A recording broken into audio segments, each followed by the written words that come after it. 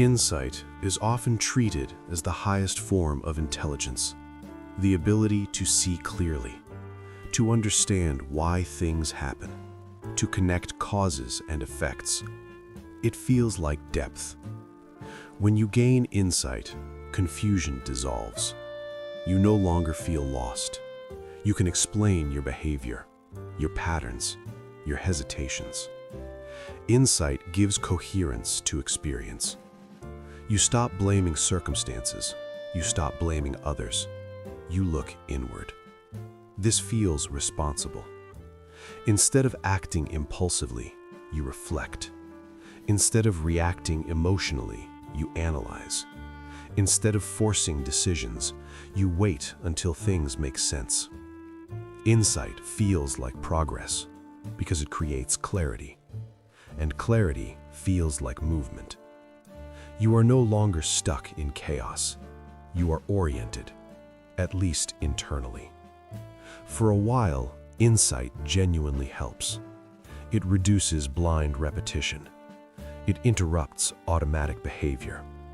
It allows you to see where things go wrong.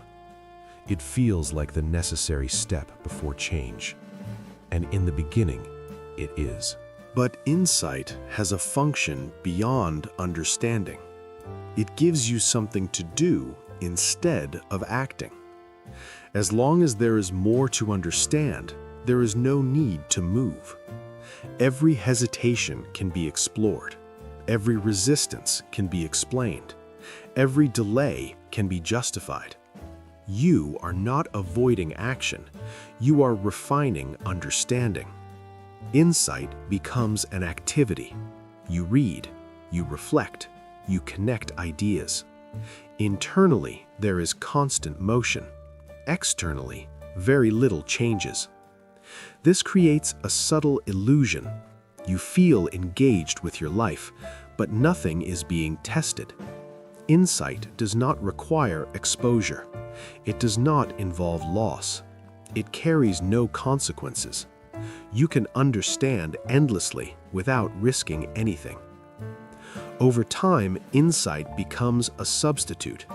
Instead of deciding, you analyze the decision-making process.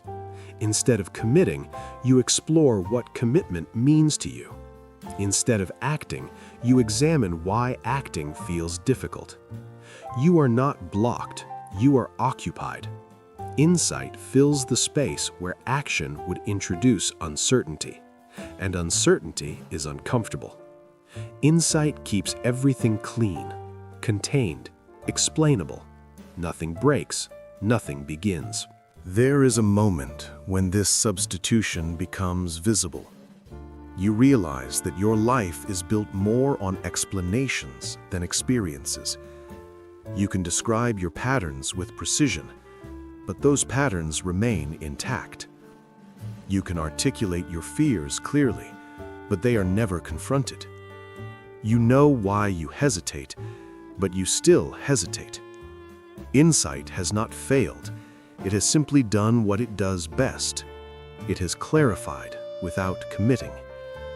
Nothing changes because nothing is being enacted. Action is crude compared to insight. It is inefficient, unpredictable. Action exposes you to outcomes you cannot fully control or interpret in advance. Insight avoids that. Insight allows you to remain intact. So you stay there, not frozen, not lost, just indefinitely prepared.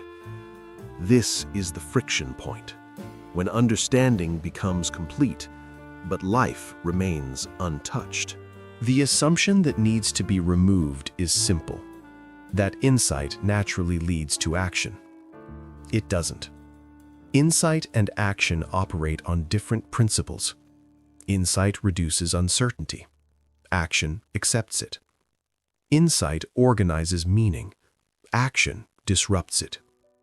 When insight becomes the primary mode of engagement, life is reduced to interpretation. You don't move until things make sense, but things only make sense after movement. This creates a closed loop. You wait for clarity, clarity waits for action, and nothing breaks the cycle. The internal shift is not about rejecting insight. It is about recognizing its limit. Insight can prepare. It cannot substitute. At some point, continuing to understand becomes another way of staying exactly where you are. This is not a failure of intelligence. It is a misuse of it.